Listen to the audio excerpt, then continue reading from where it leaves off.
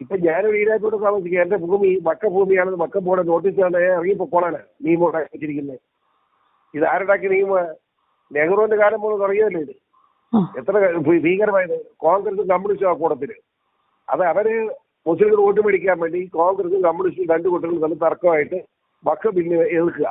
പിന്നെ കേരള നിയമസഭ പ്രമേയം പാസ്സാക്കിയപ്പം പിണറായി അവതരിപ്പിക്കുന്നു, പ്രതിപക്ഷ നേതാവ് സപ്പോർട്ട് ചെയ്യുന്നു. ഒന്നാലോചിച്ച് രസമല്ല. സതീശൻ മുനമ്പത്ത് പോയി മുനമ്പത്തെ പാവപ്പെട്ട മത്സ്യത്തൊഴിലാളി ഞങ്ങൾ നിങ്ങളുടെ കൂടത്തിലുണ്ടെന്ന് പറഞ്ഞ് പിറ്റേ ദിവസം വന്നിട്ടാ വക്കം ബില്ലിനെതിരെ വക്കം നിയമം പാസ്സാക്കാൻ പാടില്ലെന്ന് പറഞ്ഞത്. വക്കം ഭേദഗതി പാടില്ല. അതിന്റെ അർത്ഥം എന്താ?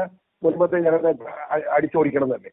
ഞാൻ അന്ന് വെച്ചത് പറഞ്ഞു, കേന്ദ്ര ഗവൺമെന്റിന്റെയും ബി ജെ പിയുടെ സഹായത്തോടെ ഈ വക്കം ഭേദഗതി ബില്ല് പാസ്സാകാതെ നിങ്ങളെ രക്ഷിക്കാൻ കഴിയില്ല. ഇപ്പൊ ഹൈക്കോടതി വിധി വന്നപ്പോ എല്ലാവർക്കും മനസ്സിലായല്ലോ. യാതൊരു സംശയം മുൻപത്തെ ജനങ്ങളെ ജയിച്ച് രക്ഷിക്കും. ഇവിടെ എല്ലാ ജനങ്ങൾക്കും തുല്യമായ അവകാശം കൊടുത്തുകൊണ്ട് മുന്നോട്ട് പോകുന്ന നിയമത്തോടെ മാത്രമേ ഈ ഭാരതത്തിന് മുന്നോട്ട് കഴിയും. അങ്ങനെ തന്നെ പോകും. യാതൊരു സംശയം വേണ്ട. ഇതാണ് പറയാനുള്ളത്.